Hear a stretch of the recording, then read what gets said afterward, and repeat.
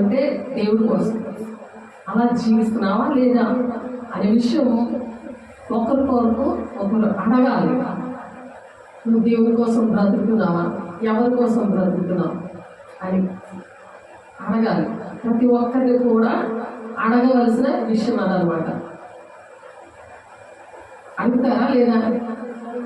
ఎవరి కోసం మనం బ్రతుకుతున్నాం, ఎవరు మనల్ని సృష్టించారు, ఎవరు మనల్ని ప్రేమించి ప్రాణం పెట్టారు. ఒక స్నేహితుడిగా, ఒక ప్రాణప్రియుడిగా ఎవరు మనతో ప్రతి క్షణం మాట్లాడుతూ ఉంటారు. కాబట్టి మనుషులైతే అందరూ ప్రేమిస్తారు, కానీ ఒక క్షణమే, కానీ అనుక్షణము ప్రేమించేది దేవుడు మాత్రమే. ఆ ప్రేమను వచ్చి చూసావా అని ఒకరికొకరు అడగాలంట. ఇది చాలా ఇంపార్టెంట్ విషయం. ఎందుకంటే మనం ఏంటంటే ఎక్కడికి వెళ్ళాలి, మనము దేవుని రాజ్యానికి వెళ్ళాలి. దేవునికి రాజ్యానికి వెళ్ళాలి అని అంటే మన పేరు జీవగ్రంథంలో ఉండాలి. రేషన్ కార్డులో ఉందా లేదా, లేకపోతే నేను చెన్నై వెళ్దాం అనుకుంటున్నాను, మరి నా పేరు ఈ లిస్ట్లో ఉందా లేదా, నేను ఆల్రెడీ నేను టికెట్ బుక్ చేసుకున్నాను కానీ పేరు లేదు. పేరు ఉందా లేదా అని చెక్ చేసుకుంటామా లేదా? అప్పుడు ఎవరైనా అడుగుతాం లేదా, నీ పేరు ఉందా లేదా, నీ నెంబర్ ఎంత అని అడుగుతారు కదా. అలాంటి అశాశ్వతమైన కోసమే మనం అంత బాధపడుతూ ఉంటాం. ఎందుకంటే రేషన్ లేకపోతే మనకి అందం ఉండదు. నెక్స్ట్ బోల్డ్ బెనిఫిట్లు ఉన్నాయి, అందులో ఏమీ రావు. అలాగే జాబ్ చేస్తున్నప్పుడు మంచి ర్యాంక్ వచ్చిందా లేదా, నా పేరు ఉందా లేదా అని అడుగుతారు. ఒక్క మార్కులో పోయింది అని అంటారు. ఒక ఇంటర్వ్యూలో ఒక్క క్వశ్చన్కి ఆన్సర్ చెప్పలేదని నాకు పోయింది ఒక్క మార్కులో, ఒక్క క్వశ్చన్లో అని ఎంతో బాధపడబోతున్నాం. కానీ మనం చనిపోతే ఎక్కడికి వెళ్తామో ఎవరికి తెలియదు. అందుకనే మనం ఇప్పుడు పాడుతున్నాము, మన గమ్యం ఏంటంటే దేవుని రాజ్యానికి. మనం బ్రతుకుతున్నామంటే దేవుని కోసం. ఎందుకు దేవుడు ఇచ్చాడా ఆ ప్రాణము, దేహము, మరి మనకు అన్ని ఫెసిలిటీస్ కూడా మనకి ఇచ్చి మనం సుఖంగా పోషిస్తున్నాడు కదా. ఈ గాలి ఆగిపోయింది అనుకోండి, మన ఊపిరి ఆగిపోతుంది. ఈ ఆత్మ దేవుడు పెట్టిన దీపం ఇది ఆగిపోయింది అనుకోండి, ఎక్కడికి వెళ్తాం? మరి దేవుడి కోసం బ్రతికితే కదా దేవుని దగ్గరికి వెళ్తాం. దేవుడు ఇచ్చింది కదా, యెహోవా పెట్టిన దీపము దేవుడు. ఈ ఆత్మ ఈ ఆత్మ అంటే మన దేవుడు పెట్టిన ఈ దీపం. ఈ దీపం మారిపోయిందంటే మామూలు దీపాలు పెట్టుకుంటుంటారు. దీపం పెట్టావా, అమ్మ చచ్చిపోయింది కదా దండ వేసావా, అది ముఖ్యమా? లేకపోతే ఆ దీపం ఆగిపోతే నువ్వు ఎక్కడికి వెళ్తావా, అది ముఖ్యమా అడగడం? ఏది ముఖ్యం? బొట్టు పెట్టి దండేసి దండం పెట్టి సమాధి దగ్గరికి వెళ్ళి సమాధులు పండగ చేశారు మొన్న, ఏం లాభం? దేవుడి మాట విని చనిపోతే వాళ్ళు దేవుడితో కలిసి వస్తారు, దేవుడితో కలిసి వస్తారు వాళ్ళు.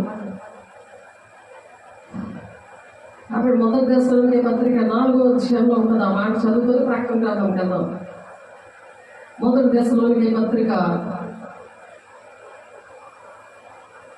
చాలా మందికి ఇది తెలియదు. అందుకనే ఒకరి కోసం ఒకరు బ్రతకాలి. బ్రతుకుతున్నాం కదా, కానీ అన్నీ అడుగుతారు. నీ చీర బాగుంది, ఈరోజు ఏం కోరుండవు, చెత్త మాట్లాడతారు. ఎందుకు ఇది రోజు అడుగుతుంది కదా. అందుకనే అన్ని జనులు ఏమి తిందుమా, ఏమి త్రాగుదమా, ఏం భుజిద్దుమా అని చెత్త పెట్టుకున్నాడు. ఆ చెత్త పెట్టుకున్న వాళ్ళు అవే అడుగుతారు. మనం ఏది అడగాలి అంటే, నువ్వు దేనికోసం బ్రతుకుతున్నావు, ఎవరి కోసం బ్రతుకుతున్నావు అంటే, నా పిల్లల కోసం బతుకుతున్నాను, మా ఆవిడ కోసం బతుకుతున్నాను, మా ఆయన కోసం బతుకుతున్నాను, ఇవే చెప్తారు. కానీ నేను దేవుడి కోసం బ్రతుకుతున్నాను అన్న వాళ్ళు చాలా మంది, తక్కువ మంది. అంటే తక్కువ మంది వెళ్తారట, తక్కువ మంది వెళ్తారని ఉంది వాక్యం. నిర్గమాకాండంలో ఉంది ఆ మాట. 32వ అధ్యాయం 32, 33 వచనాల్లో ఉంది. తక్కువ మంది వెళ్తారు. నోవాహు దినాల్లో 8 మంది వెళ్ళారు. ఆయన అంతా కూడా ఆయన కోపం వల్ల భూమిని అంతా మరి వర్షం 40 రోజులు 40 రాత్రులు 40 పగళ్ళు అలాగా రావడానికి నోవాహు దినాల్లో మనం ఉన్నాం. కాబట్టి సిద్ధపడడానికి అడగవలసిన విషయాలు అనమాట. నువ్వు సిద్ధపడ్డావా? ఎవరి కోసం బ్రతుకుతున్నావు? ఎలా ఉన్నావు? దేవుడితో మాట్లాడుతున్నావా? దేవుడు నీతో మాట్లాడుతున్నాడా? ఈరోజు దేవుడు నీతో ఏం మాట్లాడాడు? చదవ పెట్టేసి వచ్చేయడం కాదు, మాట్లాడాలి కదా. మీ అమ్మకి మీ నాన్నకి లేకపోతే మా అమ్మకి నాన్నకి దండం పెట్టేసి వచ్చేస్తా, అమ్మ మాట్లాడకపోతే నీకు ఎలా ఉంటుంది? కోపం వస్తుంది బాగా. ఇవే ఎందుకే మాట్లాడు, నేను ఏడుస్తున్నా సార్ నువ్వు మాట్లాడబెట్టి అలా మౌనం వాయించాను, అతను మాట్లాడవా, నేను అన్నం తిన్నా అయితే ఇలా మాట్లాడతారు. కానీ ఈ విషయాలు చాలా ఇంపార్టెంట్. దేవుడి మాటలు మనము వినాలి. చనిపోయిన వాళ్ళు కోసం ఎవరైతే చనిపోయారో వాళ్ళకి దీపం పెడతారు, కానీ మన దీపం ఆరిపోయిందా? బతికి ఉండగల మన దీపం ఆరిపేసుకుంటున్నాం. అందుకు నీ దీపం వెలుగుందా ఆరిపోయిందా అనే విషయాలు అడగాలి.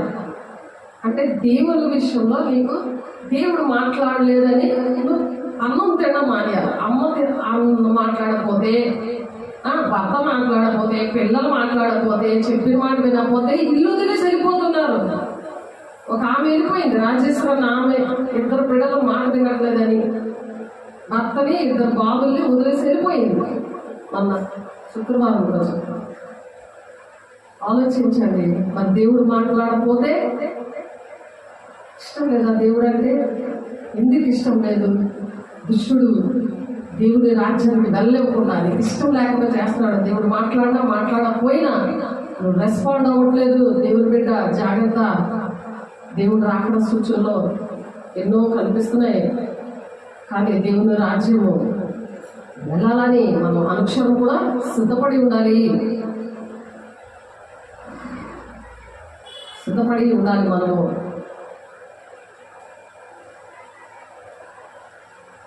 ఆర్భాటముతోను, మొదటి దశలోనే పత్రిక 4వ అధ్యాయము 16వ వచనం, ఆర్భాటముతోను ప్రధాన దూత శబ్దముతోను దేవుని బోరతోను పరలోకం నుండి ప్రభు దిగివచ్చును.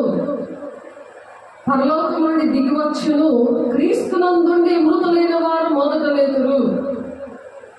క్రీస్తునందుండి మృతులైపోతారు కదా, సమాధులు ఉన్న వాళ్ళు మొదట లేస్తారట. ఆమె సజీవులమై నిలిచింది మనము వారితో కూడా ఏకముగా ప్రభువుని ఎదుర్కొనుటకు ఆకాశ మండలములకు మేఘముల మీద కొనుక్కోకూడదు కాగా మనము సదాకాలము ప్రభువుతో కూడా ఉందుము. కాబట్టి వాళ్ళు మనకంట ముందుగా దేవుణ్ణి ఎదుర్కొంటారు, వాళ్ళు లేస్తారు. అది ఆలోచించి వాళ్ళు చనిపోయారు, వాళ్ళకి ఈ విషయం తెలియదు. కానీ తెలిసిన వాళ్ళందరినీ కూడా తీర్పులో నిలబెడతాడు దేవుడు. నువ్వు శరీరముతో జరిగించిన మంచివైనా సరే చెడ్డవైనా సరే న్యాయపీఠం ముందు ప్రత్యక్షం అవ్వాలి. 2 కొరింథీయులకు రాసిన పత్రిక 5వ అధ్యాయం 10వ వచనంలో ఉంటుంది అన్నమాట. ప్రత్యక్షం అవ్వడానికే నిలబడతారు. వాళ్ళు చనిపోతే వాళ్ళ కోసం ఏడడానికి కానీ, దీపం పెట్టడానికి కానీ, బొట్టు పెట్టి దండేయడానికి కానీ కాదు. వాళ్ళు కూడా మళ్ళీ బ్రతికి రాదు. ఎందుకంటే వాళ్ళు ఏదైనా తప్పులు చేస్తే వాళ్ళ రూపంలో లూసిఫర్ వస్తుంది. నాకు ఇవి పెట్టు, నాకు అవి పెట్టు, అలా చెయ్యి, ఇలా చెయ్యి అని చెప్పి తిరుగుతుంటా ఉంటుంది నీ చుట్టూరుని. నువ్వు వాళ్ళని ఎక్కువ ప్రేమించావనుకో, అదే దురాత్మ ఛాన్స్ తీసుకొని వాళ్ళ రూపంలో నీ దగ్గర పడుకుంటారు. ఏది ఇష్టమైనో అన్ని తింటారు, అన్ని నువ్వు వండు పెడుతుంటావు. కాబట్టి ఆలోచించండి. దేవుడు మాట్లాడితే నీతో నాతో మాట్లాడితే ఈ విషయాలు తెలిస్తే అర్థమవుతాయి, లేకపోతే అర్థమవుతాయి. ఏప్రిల్ 5వ అధ్యాయం 12వ వచనంలో ఉంటుంది. కాలంలో బట్టి చూస్తే మీరు బోధకులే ఉండవలసి వచ్చి ఉండగా మొదటి మూల పాఠాలు మీరు ఒకడు మరలా బోధించవలసి వచ్చి ఉండారు. అని ఉంటుంది. చూద్దాము. హెబ్రీయులకు రాసిన పత్రిక 6వ అధ్యాయంలో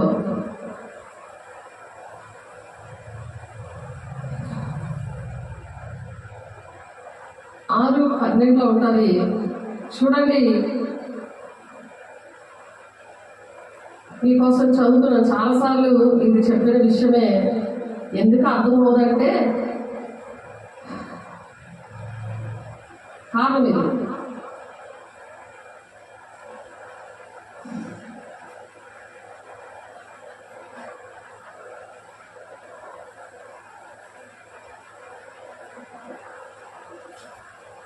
ఎందుకు అర్థమవుతుందంటే జ్ఞానేంద్రియాలు అంటే కళ్ళు ఉండి మనం చూడలేకపోవడం.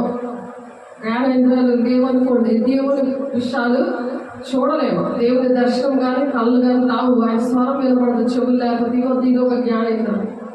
స్పర్శ, సాతానుడు టచ్ చేస్తున్నాడో దేవుడు టచ్ చేస్తున్నాడో తెలియదు. దేవుని మాటలు వింటున్నానో దెయ్యం మాటలు వింటున్నానో తెలియదు. కాబట్టి వాసన, ఒక ఆమెకి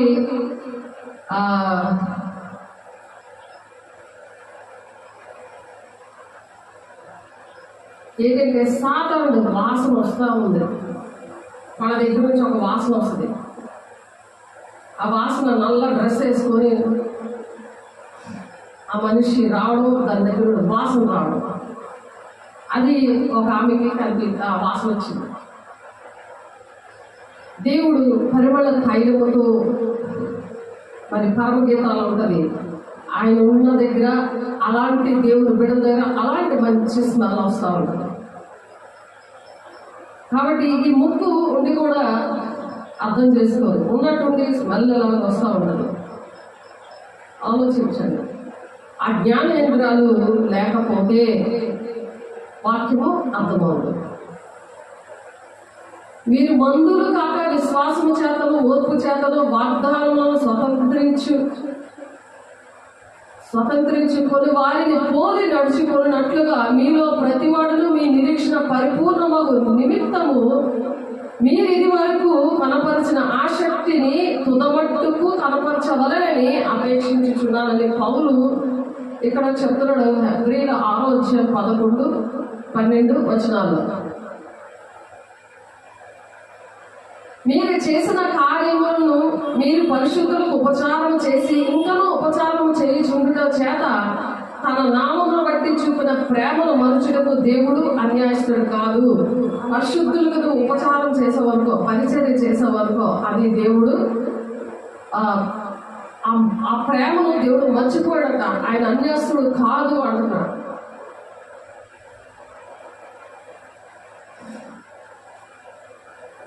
కాబట్టి ఈ విషయాలన్నీ ఎవరికి అర్థమవుతాయంటే 5:12 హెబ్రీయులు 5:12 ఉంటుంది. కాలమును బట్టి చూచితే మీరు బోధకులుగా ఉండవలసిన వారై ఉండగా దైవోక్తిలో మొదటి మూల పాఠములను ఒకడు మీకు మరలా బోధించవలసి వచ్చేది. మీరు పాలు త్రాగవలసిన వారే కానీ బలమైన ఆహారము తినగలవారు కాదు. బలమైన ఆహారం అంటే వాక్యంలోనే ఈ అన్ని విషయాలు కూడా ఉన్నాయి. మొత్తం మనం ఏ విషయాల్లో మనం బాధపడుతుంటామో అన్ని విషయాలు కూడా, ఆరోగ్యం విషయం దగ్గర నుండి, ఉద్యోగం దగ్గర విషయం నుండి, దేవుని రాజ్యం విషయంలో నుండి ప్రతి విషయాలు కూడా వాక్యంలోనే ఉన్నాయి. కానీ ఆ బలమైన వాక్యం వాళ్ళకి అర్థం కాదనమాట. మరియు పాలు త్రాగు ప్రతివాడుని శిశువే కనుక నీతి వాక్య విషయంలో అనుభవం లేని వాడే ఉన్నాడు. వయసు వచ్చిన వారు అభ్యాసం చేత మేలు కీడులు వివేచించడానికి సాధకము చేయబడిన జ్ఞానేంద్రములు కలిగి ఉన్నారు కనుక బలమైన ఆహారము వారికే తగును. ఈ బలమైన ఆహారము అంటే దేవుని వాక్యము, దేవుని మాటలు. నువ్వు ఎవరి కోసం బ్రతుకుతున్నావు అని అడిగితే వెంటనే వాళ్ళు ఆలోచించగలరు. లేకపోతే ఎవరి కోసం బ్రతుకుతావు? మనం బ్రతుకుంటే ఎంజాయ్ చేస్తాము, చచ్చిపోతే ఎక్కడికి వెళ్తామో ఎవరికి తెలుసు, నువ్వేం చూసావా, ఇలా మాట్లాడతారు. ఎందుకంటే జ్ఞానేంద్రియాలు లేవు. అందుకని ఉన్నవాళ్ళు చాలా మందికి ఇవి తెలియదు. కాబట్టి ఇవి ఆ బలమైన ఆహారం అనే ఈ మాటలు వెంటనే వాళ్ళు రెస్పాండ్ అవుతారు, వింటారు, సరి చేసుకుంటారు, దేవుని రాజ్యానికి వస్తారు. కాబట్టి వయసు వచ్చిన వారు లేక పరిపూర్ణులు అని ఉంది బ్రాకెట్లో. 14 వచనం, అభ్యాసం చేత మేలు కీడులు వివేచించుటకు సాధకము చేయబడిన జ్ఞానేంద్రులు కలిగి ఉన్నారు కనుక బలమైన ఆహారము వారికి తగును. లేకపోతే కథలు చెప్తే వింటారు. సండే స్కూల్లో మోషే కథ, అవి మరి యేసు కథ, ఈ కథలు వింటాము అంటారు. నోవాహు కథ, నయమాను కథ, ఎలాగ 7 సార్లు మునిగితే ఆ పాటలు, ఇవే ఇష్టపడతారు. ఆ కథలే ఇష్టపడతారు. ఏదో టైం పాస్ చేసుకొని చర్చి ముగించుకొని దేవుడు మాటలు అనుకొని వెళ్ళిపోతారు. కానీ దేవుడు ప్రణాళిక ఏంటంటే, దేవుడు మాట్లాడే దేవుడు, ఆయన బిడ్డలందరూ కూడా దేవుని రాజ్యానికి రావాలని దేవుడు ఆశపడి దేవుడు ఈ మాటలు చెప్తారు. అందుకని ఒకరి కోసం ఒకరు అడిగే విషయాలు ఏంటంట, నీ ఎవరి కోసం బ్రతుకుతున్నా, దేవుడు నీతో మాట్లాడుతున్నారా?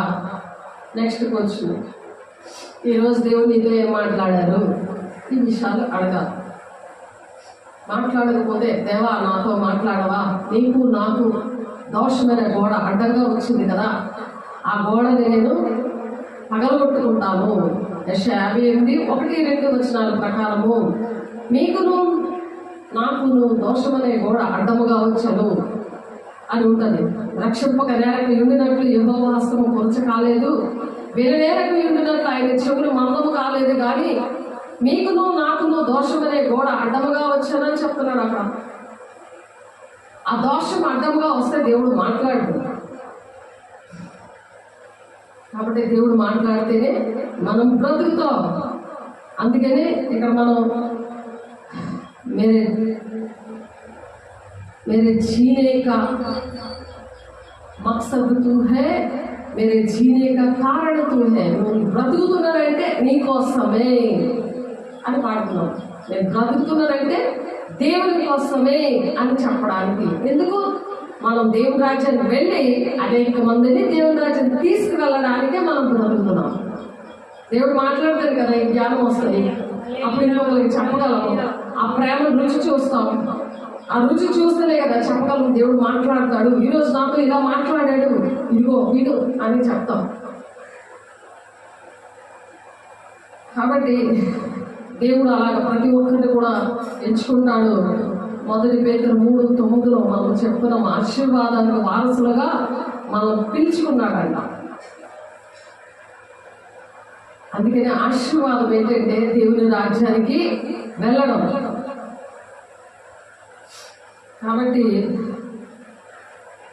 దేవుని కోసము మనం గురియొద్దుగా ఆ విధంగా పరిగెట్టాలి.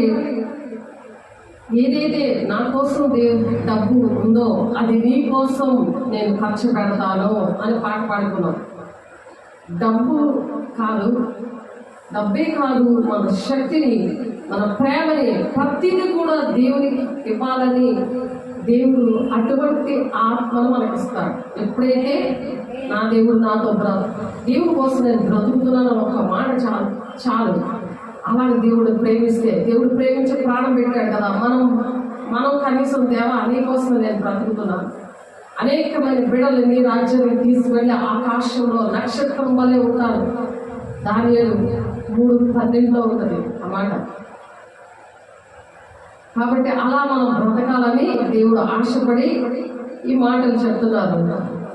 కాబట్టి ఎవరి కోసం మనం బ్రతుకుతున్నాము అనే విషయాలు దేవుడు ఒకటి కూడా మాట్లాడడానికి ఇష్టపడుతున్నారు. దేవుడికి మహిమ కలుగును గాక.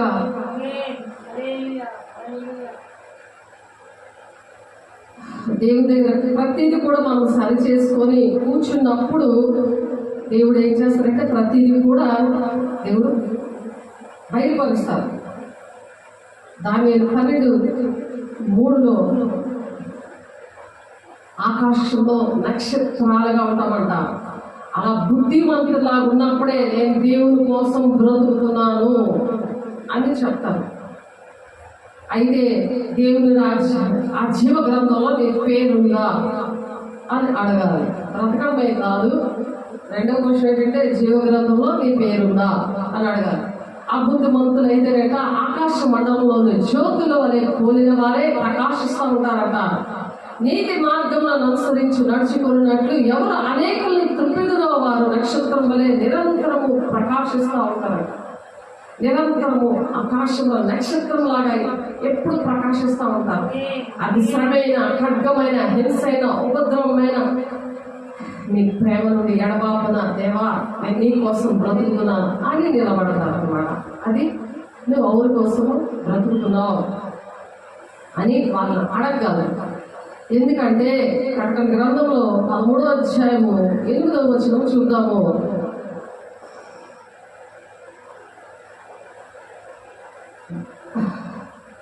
భూ నివాసులందరూ అనగా జగదుత్పత్తి మొదలుకొని వధింపబడి ఉన్న గొర్రె పిల్ల యొక్క జీవ గ్రంథమందు ఎవరి పేరు వ్రాయబడలేదో వారు ఆ మృగములకు నమస్కారం చేయుదురు. మృగము నమస్కారం చేస్తారు. ఎక్కడ కూడా భూలోకంలో కూడా చాలా మృగాల్లా ప్రవర్తిస్తూ ఉంటారు. వాళ్ళకి లోబడిపోయి దేవుడే పక్కనెట్టేస్తున్నారు. సాతాను మీద జయం పొందుకోవాలని మనం నేర్చుకున్నాం. 2-3 మెసేజ్ల ముందు భాషలతో మాట్లాడుతూ సాతాన్ని ఎదిరించాలి. దేవుని శక్తి, వాక్శక్తి అనుగ్రహిస్తున్న కొద్దీ అన్య భాషలతో వాళ్ళు మాట్లాడారు. 1 కొరింథీ 2వ అధ్యాయం 4వ వచనంలో దేవుడు మాట్లాడారు. అలాగా దేవుడు బిడ్డలుగా మనం దేవుడు మృగమునికి అలాగా ఇంటిలోనైనా బయటైనా ఎవరైనా దుష్టుడులాగా ప్రవర్తిస్తూ ఉన్న మనుషులకి లోబడిపోవడం కన్నా అటు ఎదిరించగలిగి ఉండాలి. ఎందుకంటే మనం పోరాడమే శరీరంతో కాదు అని చెప్తున్నారు కదా. Efesiయు 6:12 మనం సర్వాంగ కవచము పరిశుద్ధంగా ఉండాలి. నీతైన మైమరుపు సమాధాన సువార్తలను సిద్ధమనిసైన జోడు, రక్షణ శిరస్నానము, వాక్యం అనే ఖడ్గము ఉండాలి మన దగ్గర. ఇప్పుడు కూడా విశ్వాసం అనే డాలు ఇవన్నీ ఉన్నప్పుడు దేవుడు నువ్వు ఎవరి కోసం బ్రతుకుతున్నావు. అయితే జీవగ్రంథంలో నీ పేరుందా? దేవుడు నీతో మాట్లాడుతున్నాడా? ఈ విషయాలు రక్షించే వారి పట్లను, రక్షించే వారి పట్లను అలా ఒక సువాసనగా ఉండమని 1 కొరింథీ రాసిన పత్రిక 2వ అధ్యాయం 15వ వచనంలో ఉంది. అలా మనం బ్రతకాలి. అందుకని దేవుడు ఏంటంటే మృగము, అసలైన మృగం అనేది అంత్యక్రీస్తు వస్తాడు. వాడికి నమస్కారం చేస్తే 660 ముద్ర పడిపోతుంది. అపోస్తలుల ప్రకటన 13వ అధ్యాయంలో ఉంటుంది ఆ మృగం కోసం. ఎవరైతే విడవబడతారో జీవ గ్రంథంలో ఎవరి పేరైతే ఉండదో వాళ్ళ మృగానికి నమస్కారం చేస్తారు. ఎందుకు నమస్కారం చేస్తారు అంటే ఒకే కరెన్సీ వస్తుంది. ఒకే కరెన్సీ అంటే ఒకే డబ్బులు నోటు ఉంటుంది. ఇప్పుడు అమెరికాలో ఒక కాయిన్ ఉంటుంది, డబ్బులు వేరేగా ఉంటాయి, అవి ఇక్కడ చల్లవు. ఇండియాలో అక్కడికి చల్లవు. ఇలా కాకుండా అంతా కలిపి ప్రపంచం అంతా కలిపి ఒకే డబ్బులు, ఒకే కరెన్సీ ఉంటుంది, ఒకటే భాష ఉంటుంది, ఒకడే రాజు ఉన్నాడు. ఆడే మృగం అనమాట, అబద్ధ క్రీస్తు, అబద్ధ ప్రవక్త. కాబట్టి ఈ విషయం ముందు చెప్తున్నాను. కాబట్టి ఆ మృగానికి నమస్కారం చేస్తారట. డిస్క్రిప్షన్లో మీరు చూస్తే ఉంటుంది, ప్రతిదీ కూడా ఉంటుంది. కాబట్టి అలాగా మన పేర్లు ఉండాలని దేవుడు ఆశపడి ఈ మాట చెప్తున్నారు. మన ఇంటి వాళ్ళని మనం ప్రేమించి వండి పెడుతున్నాము, మరి బట్టలు కావాలంటే కొని పెడుతున్నాము, డబ్బులు కావాలంటే డబ్బులు ఇస్తున్నాము. అన్నీ చేయడం కాకుండా దానికంటే ముందు ఈ మాటలు చెప్పాలి. ఈ మాటలు చెప్పడానికి దేవుడు నీ దగ్గరికి ఎవరు పంపించారో, ఎవరున్నారో నీ దగ్గర వాళ్ళకి చెప్పాలి. చెప్పి వారికి ఏం కావాలో అప్పుడు చెయ్యాలి. లేకపోతే మృగానికి నమస్కారం ఎక్కడే చేసేసుకుంటాము, అక్కడికి వెళ్ళాక నిజంగా చేస్తాం.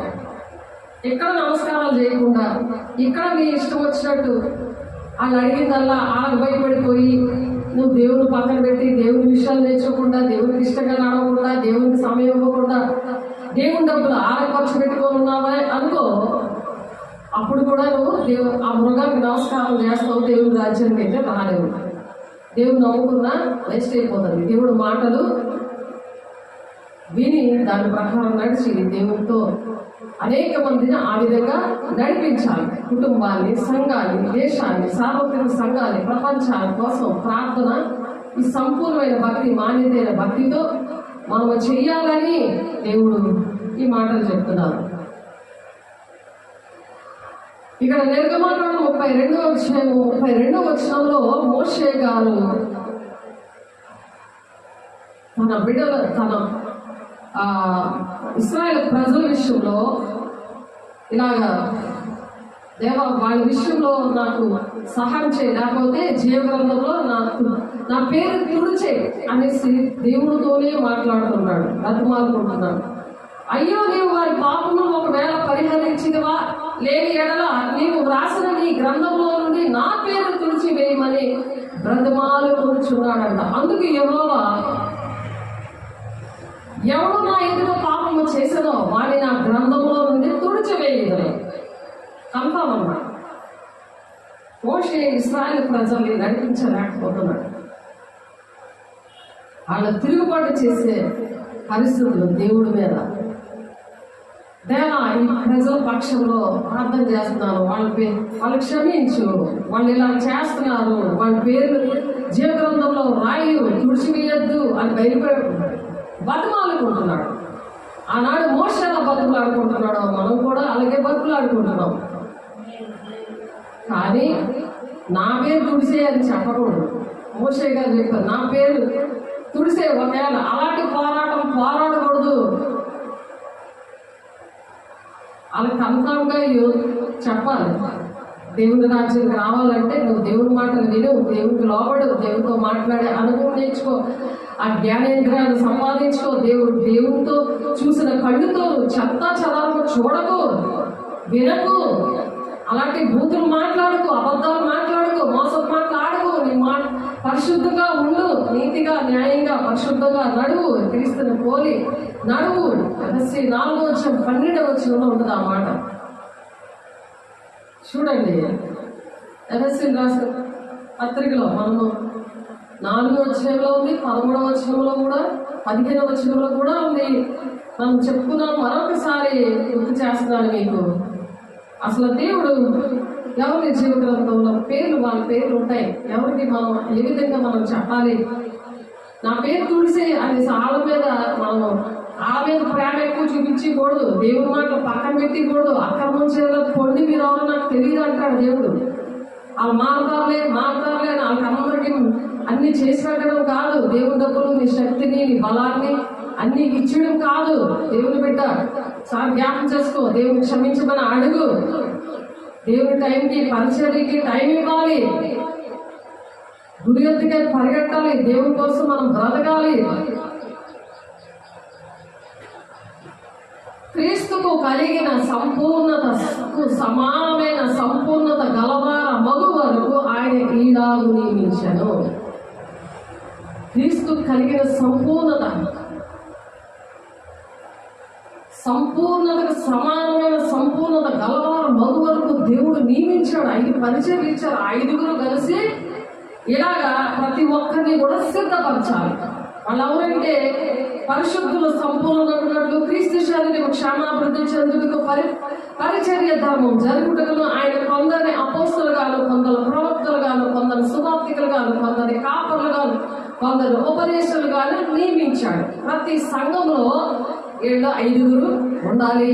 దేవుడు నాతో ఫస్ట్ 1999లో మేము పరిచర్య కోసము మాకు అభిషేకం ఇవ్వండి అని మా పాస్టర్ని అడిగినప్పుడు దేవుడు వాడిని ఇవ్వను, సువార్తికలకి మేము ఇవ్వము అని గట్టిగా చెప్పినప్పుడు ఎంత గోర్మని ఏడ్చినప్పుడు దేవుడు మాట్లాడిన విషయం ఇది. నాతో మాట్లాడాడు. కల్లూరులో ఉన్నాడు ఆయన, అజ్లయ్ గారు. ఆయనకి నేను ఈ మాటలు చూపించాను. దేవుడు నాతో మాట్లాడుతున్నాడు, మీరు ఎందుకు ఇవ్వరు అని. నా భర్త అయితే అలా రాయిలాగి నిలబడ్డాడు అక్కడ. నేను అలా గోర్మని ఏడుస్తున్నాను.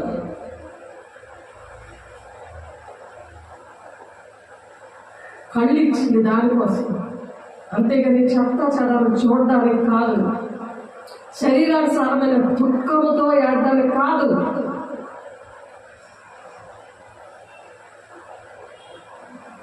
ఆత్మ సంబంధమైన దుఃఖము రక్షణాత్మైన మారు మనసును కలుగు చేస్తుందని చెప్తుంది వాక్యం. ఏ దుఃఖం వస్తుంది, ఏ కన్నీరు వస్తుంది, నీ జ్ఞానేంద్రియాలు దేనికి పనిచేస్తున్నాయా? శారీరకంగా పనిచేస్తున్నాయా? ఆత్మానుసారంగా పనిచేస్తున్నాయా? అవి తెలుసుకోగలిగి ఉండాలి దేవుని బిడ్డ. అప్పుడు చెప్పారు ఈ మాటలు, సువార్తికుడిగా నా భర్తకి దేవుడు స్వరం ద్వారా మాట్లాడు, సోల్మన్ నా సువార్త పని చేయి అంటే ఆ పాస్టర్ అంటాడు, ఆయన 6 నెలల ముందే దేవుడు నాతో మాట్లాడాడు ఈ విషయం. అంతవరకు ఈ మహానుభావుడు చెప్పలేదు. ఆస్తుల భాగము, దశ భాగము, పరిచర్య మాత్రం చక్కగా చేయించుకున్నాడు కానీ చెప్పలేదు. అందుకు దేవుడు మాట్లాడాడు. దేవుడు అన్యాస్తుడు కాదు.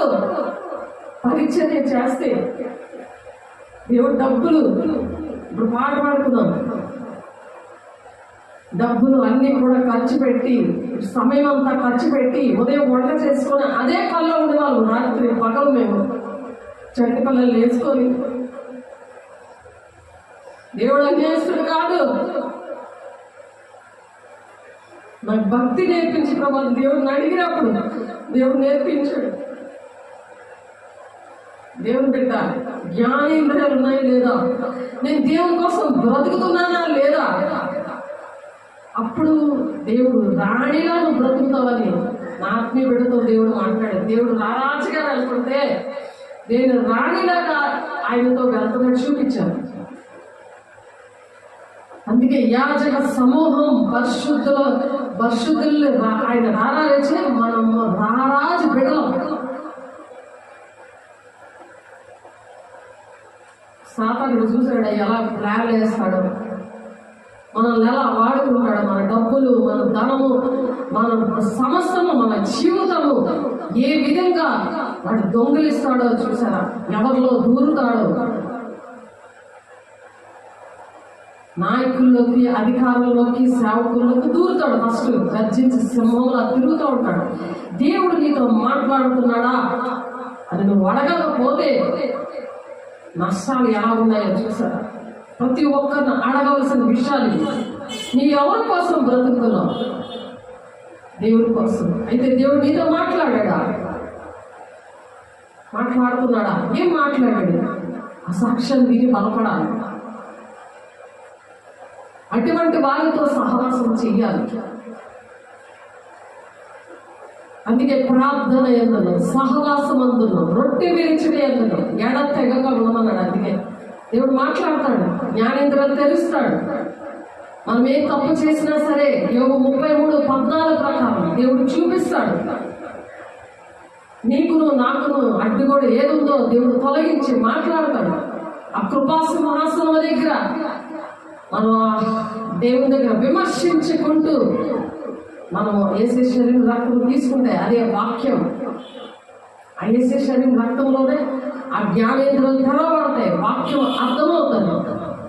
జీవగ్రంథంలో నీ పేరుందా లేదని భూలోకంలోనే మనకు తెలుస్తుంది. ఫిలిప్పీ 4:3 సాకారుల పేర్లు జీవగ్రంథంలో ఉన్నాయి. క్లెమెంటులో ఉన్న స్త్రీ పేర్లు అని చెప్పుకున్నది అక్కడ వాక్యం.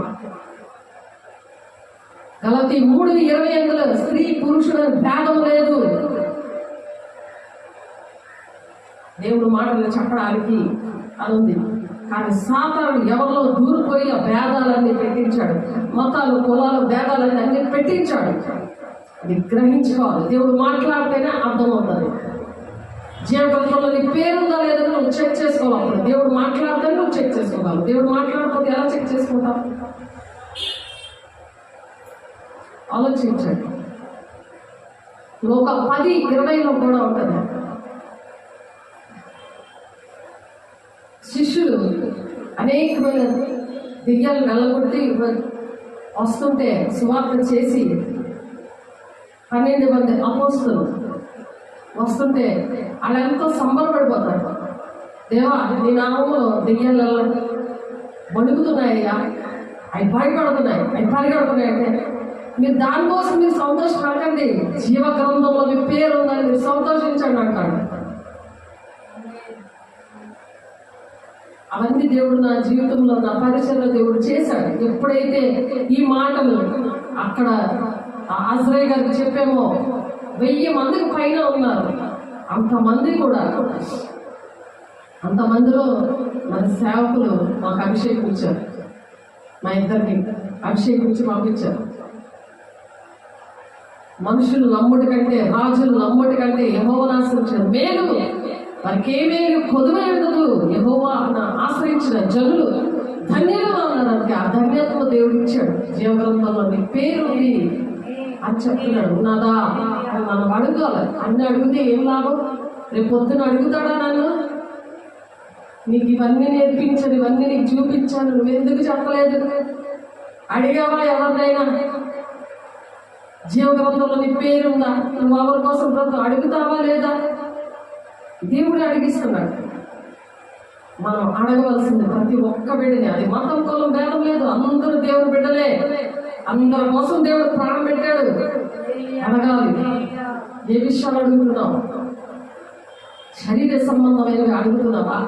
ఆత్మ సంబంధమైనవి అడుగుతున్నావా? ఈ భయంకరమైన దినాల్లో దేనికి టైం వేస్ట్ చేస్తున్నావు? నీ జీవితం దేనికి అంకితం ఇచ్చావు? సెల్ ఫోన్కి అంకితం ఇచ్చావా? నీ కుటుంబానికి అంకితం ఇచ్చేసావా? నీ శరీరాత్మ దేహము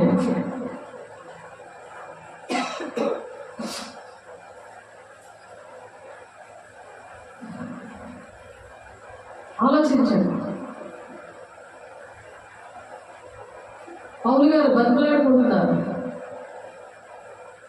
కాబట్టి సహోదరులారా, పరిశుద్ధమును దేవునికి అనుకూలమైన సజీవ యాగంగా మీ శరీరములను ఆయనకి సమర్పించుకోవడని దేవుని వాత్సల్యమును బట్టి మిమ్మల్ని బతుమాలుకొనుచున్నాను.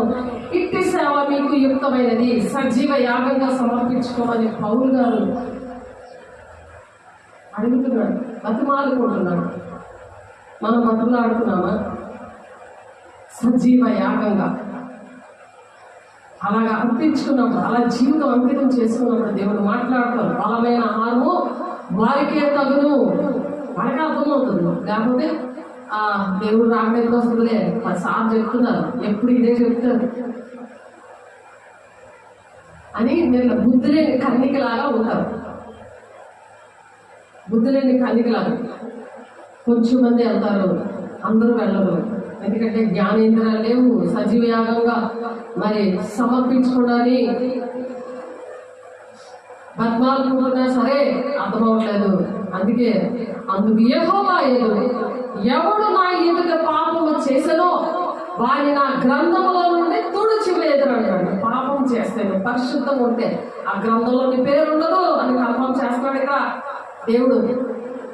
అలాంటప్పుడు ఉందా లేదా మనం చెక్ చేసుకోవాలా లేదా రోజుని?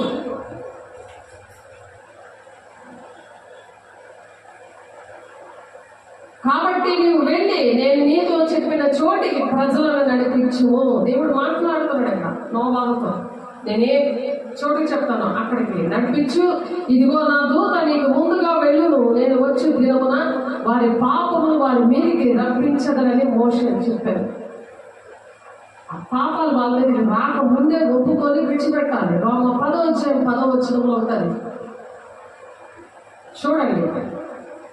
ఏలైనా నీతి కలిగినట్లు మనుషుడు హృదయంలో విశ్వసించిన రక్షణ కలిగినట్లు నోటితో ఒప్పుకొనడు. నీకు రక్షణ కావాలంటే నోటితో ఒప్పుకోవాలి. ప్రతి మాట కూడా దేవా నన్ను క్షమించండి, ప్రతిదీ. అందుకనే సహవాసం ఉండాలి. రొట్టె విరవడం ఎడతగక ఉండాలి. నన్ను జ్ఞాపకం చేసుకుంటే దీన్ని చేయుడి అనే 1 కొరింథీ 11, 23, 24 వచనాల్లో ఉంది. 5 వచనాలు. కాబట్టి అందుకని చెయ్యాలి. అందువలన మనం ఇక మీద పసిపిల్లలమై ఉండి మనుషుల మాయోపాయముల చేత వంచనతోనూ తప్పు మార్గములకు లాగు కుయుక్తితోనూ గాలికి కొట్టుకొని పోవునట్లు కల్పింపబడిన ప్రతి ఉపదేశములకు ఇటు అటు కొట్టుకొని పోవచ్చు అలల చేత ఎగురగొట్టబడిన వారమై ఉండగా. ఎక్కడైనా దేవుడు ఉన్నాడులే, నువ్వు ఎక్కడ పడితే అక్కడికి వెళ్ళిపోకూడదు. జీవగ్రంథంలోని పేరుందా లేదా నువ్వు చెక్ చేసుకోవాలి. నువ్వు నేను అనుక్షణంగా అలా నేను బ్రతుకుతున్నాను లేదా? బ్రతుకుతూ బుద్ధిమంతులు ఆకాశంలో జ్యోతులలో ప్రకాశిస్తున్నారు. దానిలో 12:3 ప్రకారం నేను పని చేస్తున్నానా లేదా?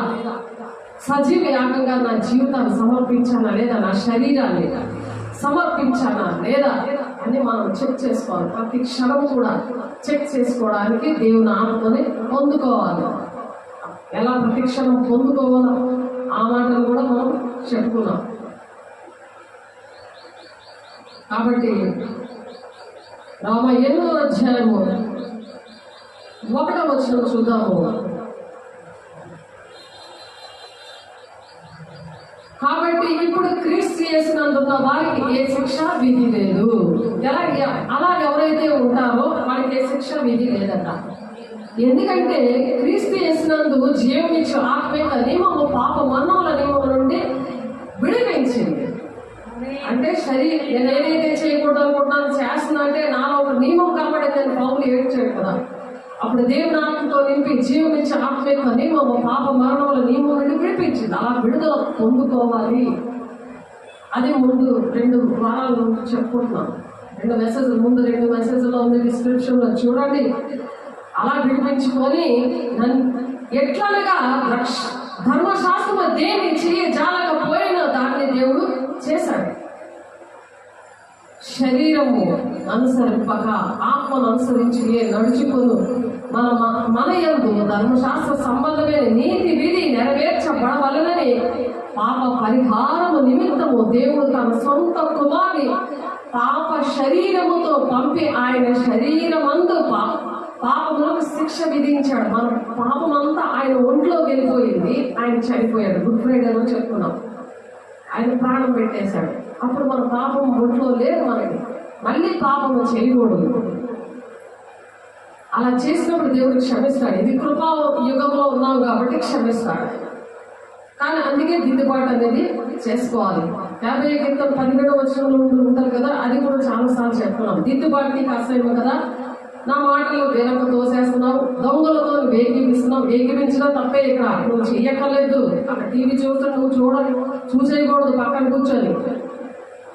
వ్యభిచారంతో నువ్వు సాంగత్యం చేస్తున్నావు. నా ఇంటికి వచ్చారు కదా అందరితో నేను సాంగత్యం చేస్తాను అంటే లోక స్నేహం చేసిన వాళ్ళని వ్యభిచారులారా అని పిలుస్తాడు. యోగము 4వ వచనం వ్యభిచారులారా ఈ లోక స్నేహము దేవునితో వైరమని మీరు ఎదుగరా, మీరు దేవునికి శత్రువులు అంటున్నాడు. శత్రువులు అని నువ్వు ఏకీపించినా తప్పు కింద లెక్క వస్తుంది. అందుకే దుష్టులు ఆలోచించేప్పుడు నడవక పాపుల మార్గంలో నిలబడద్దు అంటాడు. అపహాసకులు కూర్చున్న చోట్ల నువ్వు కూర్చోద్దు అంటాడు. అంటే టిక్ టాక్ లో చూస్తున్నప్పుడు నువ్వు కూర్చోకూడదు. అక్కడ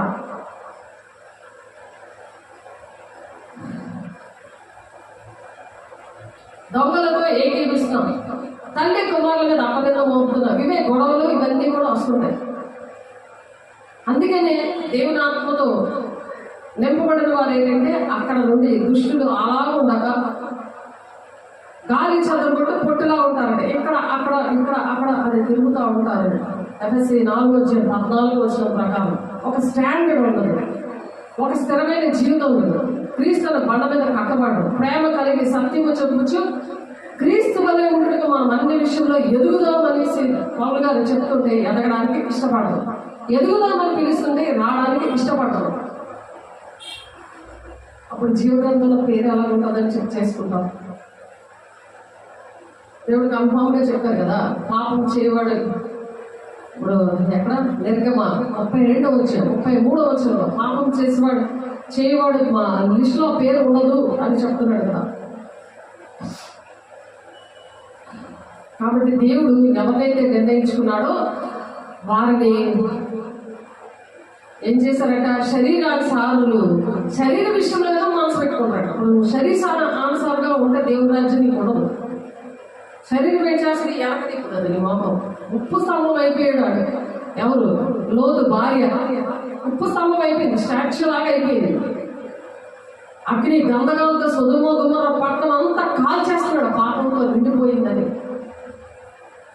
అక్కడ వేశ్య రాహేల్ ఎవరు, ఆమె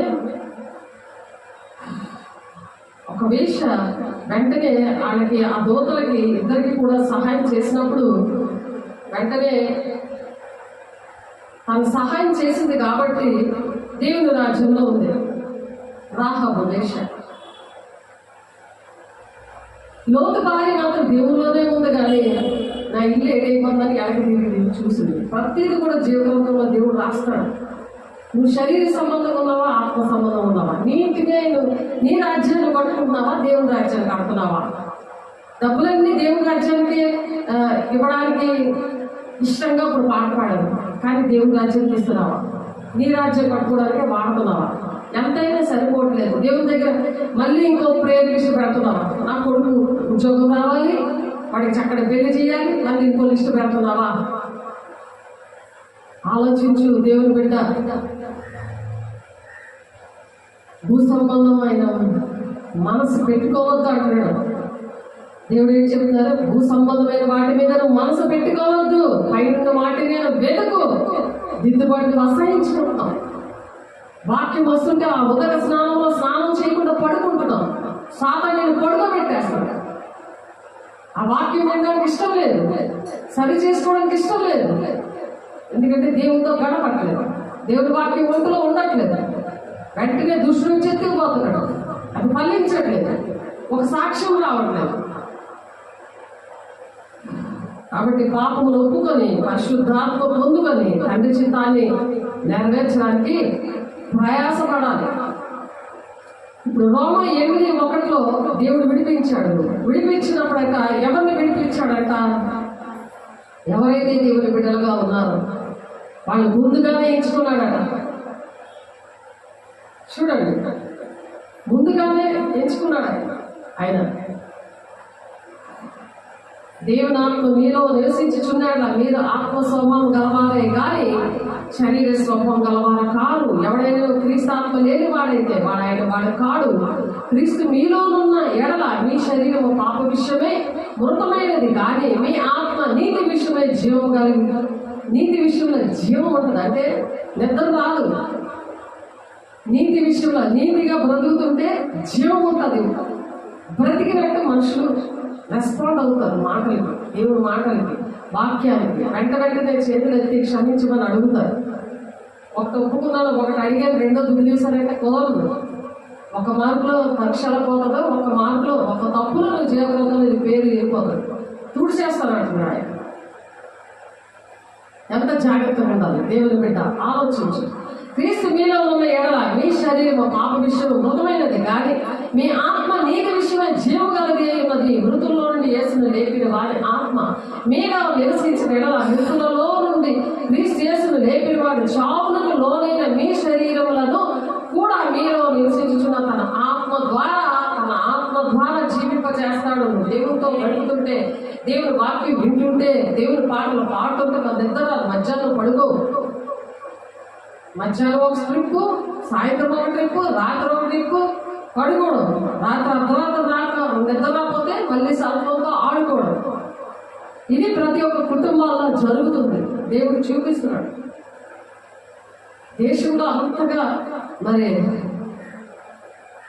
ఎంతగా వరదలు, వడగండ్లతోటి, తుఫాను, సునామీ, కరోనా ఇవన్నీ కూడా వచ్చేస్తున్నా సరే, దేవుడు ఉగ్రత దినాల్లో ఉంటున్నా సరే, దేవా నన్ను ఇలా కాపాడి రక్షించి పోషిస్తున్నాం అది దేవుని దగ్గర కూర్చొని అనేకమైన నశించిపోతున్న ప్రజల కోసం ప్రార్థన చేద్దాం, మోకరిద్దాం. అది రాదు నిద్ర. 1 గంటకి లేపారు నిన్న, ముందు రోజు 2 గంటలకు లేకడం అయింది. అలాగా దేవుడు లేపుతాడు. ఆ బాధ వేదన ఉన్నప్పుడు దేవుడు లేపుతాడు. ఆ దుష్ట శక్తులన్నీ నుండి విడిపించడం పని దేవుడు అప్పచెప్పాడు. ఈ 5 పరిచయాలు ఎఫెసీ 4:13 ఉంది కదా, ఆ పరిచయ సంఘాలు ఆ పని చేయాలి. సార్వత్రిక సంఘం కోసం దేవుడు మనం లెక్కడుతాడు. స్థానిక సంఘం కోసం దేవుడు లెక్కడుతాడు. కుటుంబాల కోసం లెక్కడుతాడు. మన కుటుంబాల కోసం, మన బంధువుల కోసం, మన చుట్టుపక్కల వాళ్ళ కోసం దేవుడు లెక్కడుతాడు. వాళ్ళ కోసం మనం ప్రార్థన చేయాలి. ప్రార్థన చేసి దేవుడి మాటలు వాళ్ళకి వివరించాలి. దేవుని బిడ్డ ఎలా ఉన్నాం,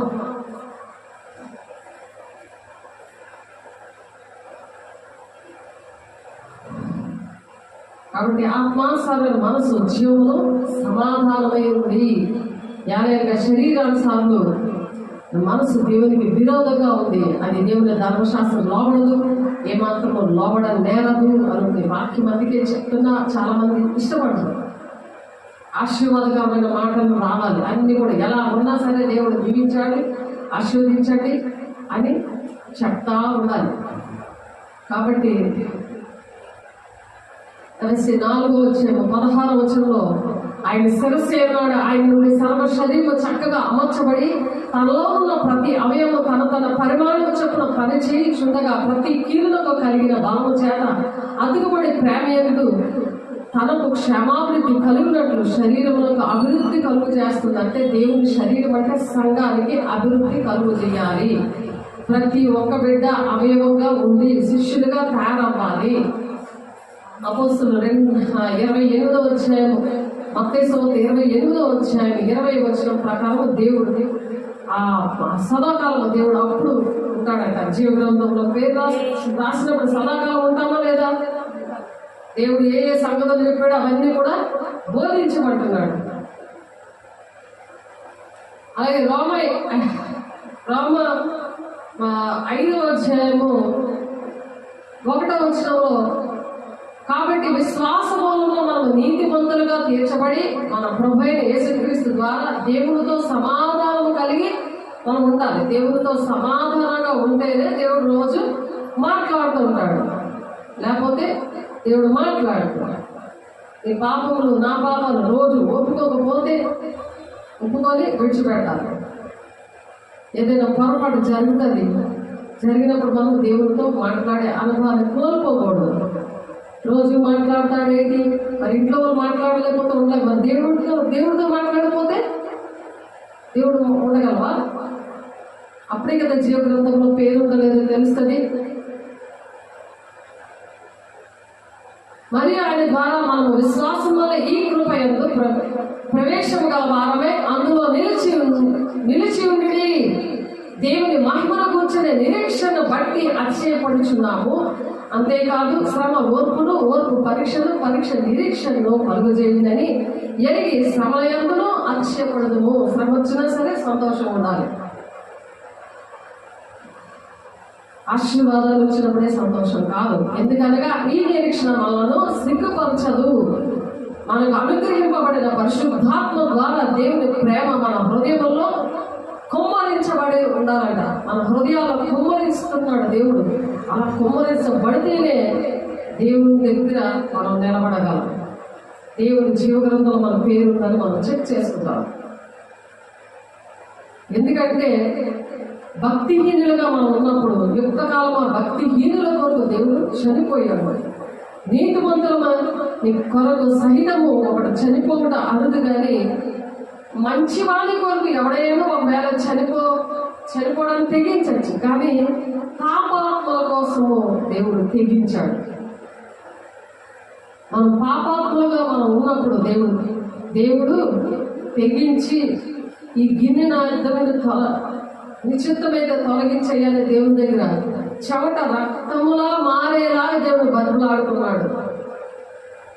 అయినా నీ చిత్తమేనయ్యా అన్నాడు. అలా మనం ప్రతి విషయంలో కూడా దేవుడు సహాయం చేశాడు. ఆ సిలువ మీద ప్రాణం పెట్టడానికి తండ్రి అయిన దేవుడు కుమారుడికి ఎలాగైతే సహాయం చేశాడో మనకు కూడా అలా సహాయం చేయాలని దేవుడు ఇష్టపడుతున్నాడు. కాబట్టి రాహేలు మరి ఆ విధంగా జీవ గ్రంథంలో పేరుంది, సహకరించింది దేవుడు బిడ్డలకి. అలాగే లూకా సువార్త 8:22 22-23 మరి ఒకనాడు ఆయన తన శిష్యులతో కూడా ఒక దోణి ఎక్కి సరస్సు అద్దరికి పోదమని వారితో చెప్పగా వారు ఆ దోణిను త్రోసి బయలుదేరి వారు వెళ్ళుచుండగా ఆయన నిద్రించిన అంతలో గాలివాన సరస్సు మీదికి వచ్చి దోణి నీళ్లతో నిండినందున వారు అపాయకరమైన స్థితిలో ఉండేది కనుక ఆయన యొద్దకు వచ్చి ప్రభా నశించిపోవచ్చున్నామని చెప్పి ఆయన లేపిరి. ఆయన లేచి గాలిని నీటి పొంగును గద్దింపగానే అది నిమ్మళమాయను.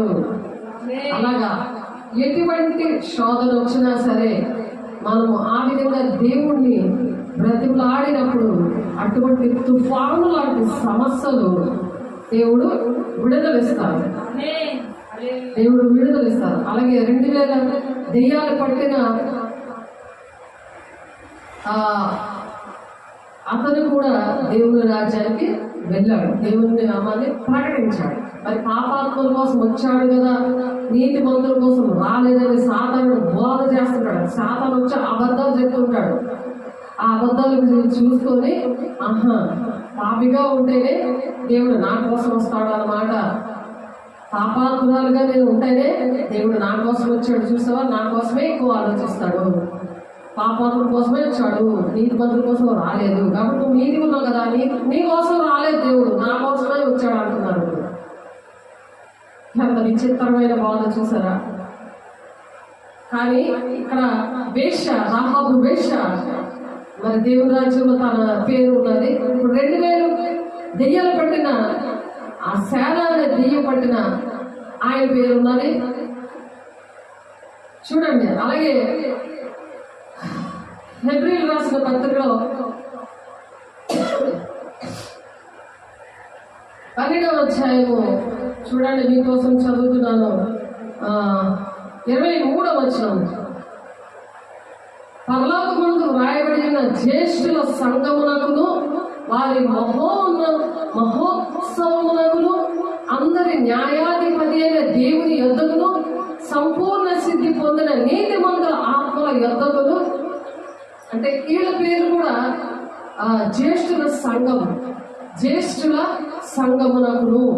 అంటే జ్యేష్ఠులు అంటే దేవుని కుటుంబము కదా చర్చ అంటే, ఆత్మ సంబంధమైన కుటుంబము, ఆత్మీయ తల్లి, ఆత్మీయ తండ్రి, ఆత్మీయ పిల్లలు. కాబట్టి శరీరంగా అవయవాళ్ళు జ్యేష్ఠులు అంటే ప్రథమ కుమారుడు, ప్రథమ కుమార్తె. ఎక్కువగా పరిచర్యలో సహాయం చేస్తున్న బిడ్డల్ని జీవగ్రంథంలో పెడతాడట.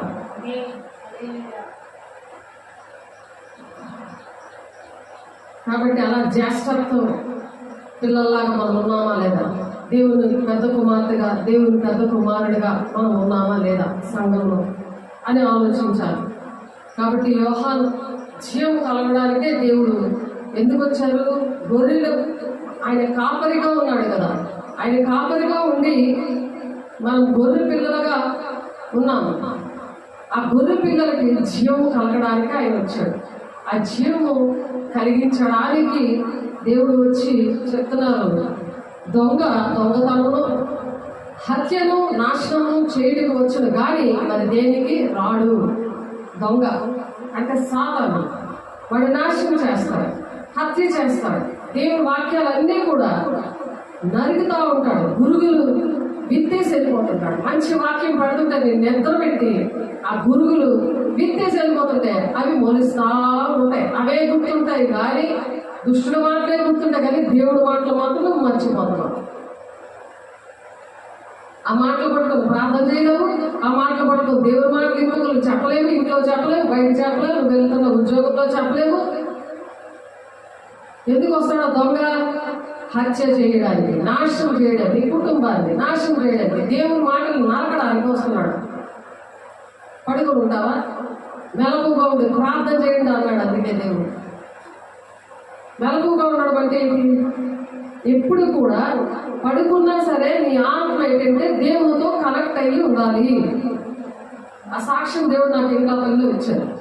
ఒళ్ళకి ప్రార్థన 3 అయిపోతుంది, 4 అయిపోయింది, దెయ్యాలు పడుకోవడం అన్నీ కూడా మన ఊరు దేవత అమ్మాయి మీదకి వచ్చేస్తే అది 3, 4 ఆ టైంకి వెళ్ళింది.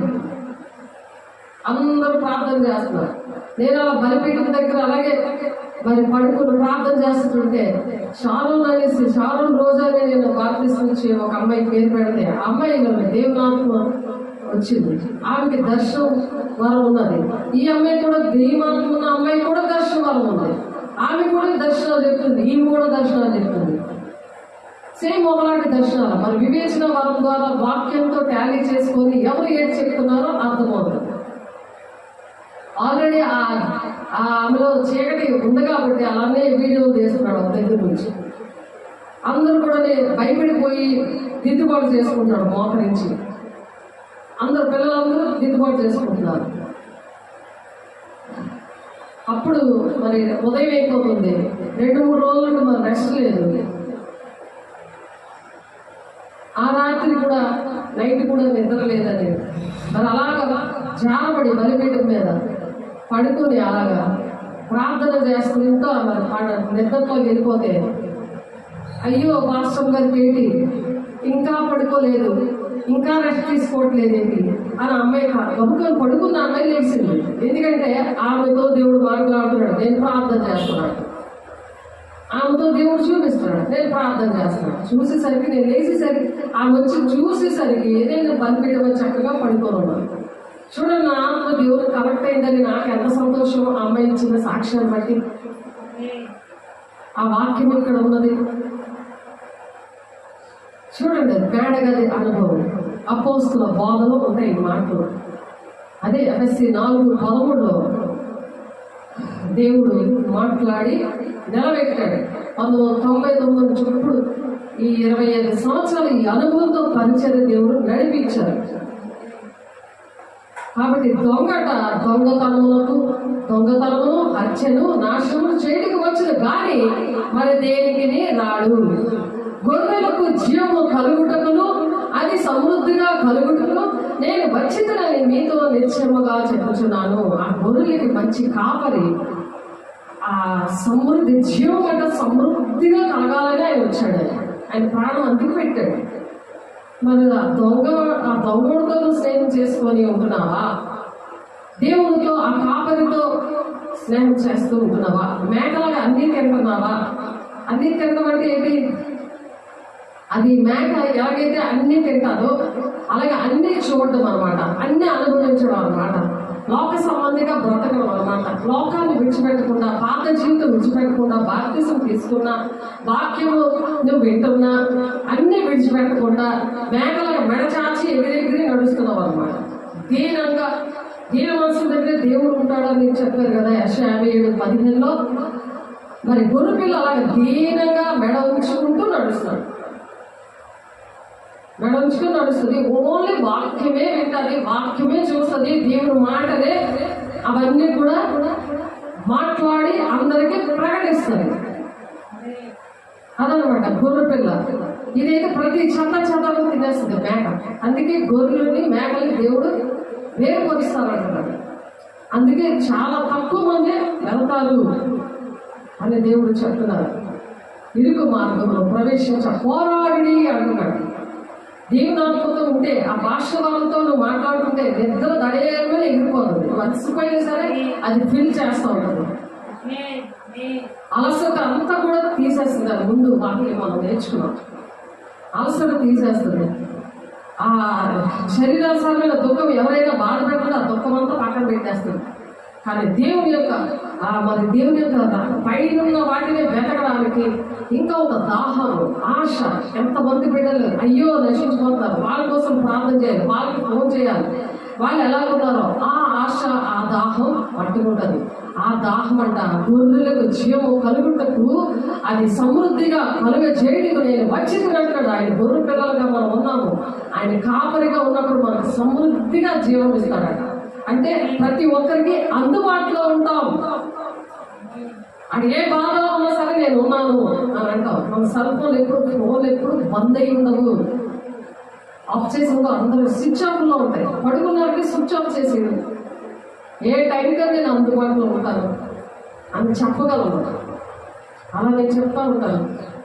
దేవుడు అందుకే ఫోన్లు ఇచ్చారు. దేవుడు చక్కటి ఫోన్ పుట్టినే చెప్పదు, అది దేవుడి కోసమే వాడబడుతున్నాయి కాబట్టి అవి సురక్షితంగా ఉన్నాయి. ఎంత కాలమైనా సరే అది సురక్షితంగా ఉంటుంది.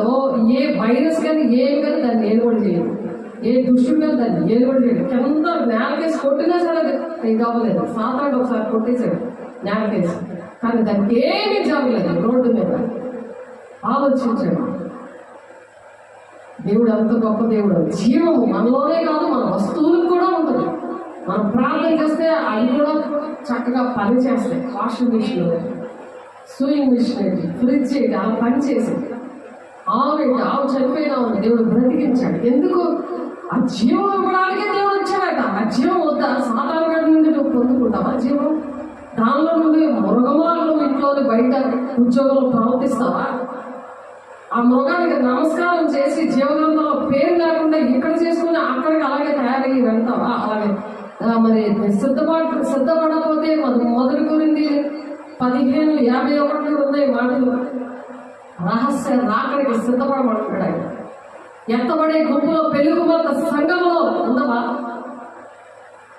ముందు జీవగ్రంథంలో పేరు చూసుకుంటే అక్కడ అలాగే నేను ఎత్తబడతాను, పెరుగుమంత సంఘంలో నేను నాటబడి ఆ విధంగా నేను ఎత్తబడతాను అనే ఒక ఆశ కలుగుతుంది, ఒక దాహం కలుగుతుంది. జీవం దేవుడు సమృద్ధి కలుగుటకును నేను వచ్చింది గొర్రెలకు జీవము కలగడానికి.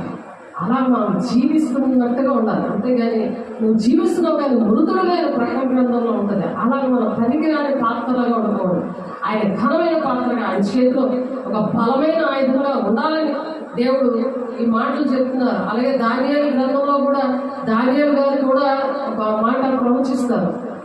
దానియేలు గ్రంథం తీయండి, 12వ అధ్యాయము మీకోసం చదువుతున్నాను, చూడండి, మరి రాసుకోండి. దేవుని మాటలు హృదయంలో ముద్రించుకొని ఎప్పుడైతే మనం అలా ఉంటామో దేవుడు మాట్లాడడం స్టార్ట్ చేస్తారు. దానికి చదివే అవసరం లేదు, చదువు ఉండవలసిన పని లేదు. విద్యలేని పామరులనే దేవుడు పిలుచుకున్నాడు. దేవుడు బిడ్డ విద్యలేని పామరులు పిలుచుకున్నాడు. వాళ్ళ వ్యాపారం అంతా పక్కన పెట్టేశారు, వాళ్ళ పోషణ అంతా పక్కన పెట్టేశారు, వాళ్ళ కుటుంబాలు పక్కన పెట్టేశారు. దేవుడి మాటలు విన్నారు, దేవుడి మాటలు ప్రకారం నడిచారు. అవిశ్వాసిగా ఉన్నామా? దేవుని విశ్వాసంతో దేవుని మాటలు విని దేవుని మాటలు చెప్పేవారిగా ఉంటున్నామా? దేవుని సమయాన్ని మనము దొంగిలిస్తున్నామా? ఎలా ఉంటున్నామో దేవుడు మాట్లాడితేనే మనకి అర్థమవుతుంది, లేకపోతే అర్థం కాదు. దానియేలు 12వ అధ్యాయము 1వ వచనం చూద్దాం. ఆ కాలమందు నీ జనుల పక్షమున నిలిచినట్టు మహా అధిపతి యొక్క మిఖాయేలు వచ్చును.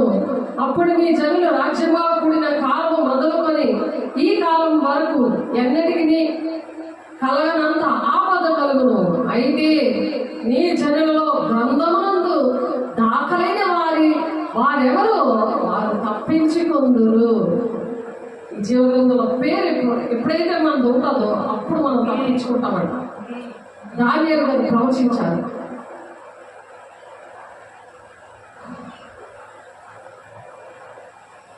మరియు సమాధుల్లో నిద్రించే అనేకులు మేలుకొందురు, అందరూ నిత్య జీవము అనుభవించడమును, కొందరు నిందపాలవుటకును, నిత్యముగా హేయమగుటకును మేలుకొంటారు.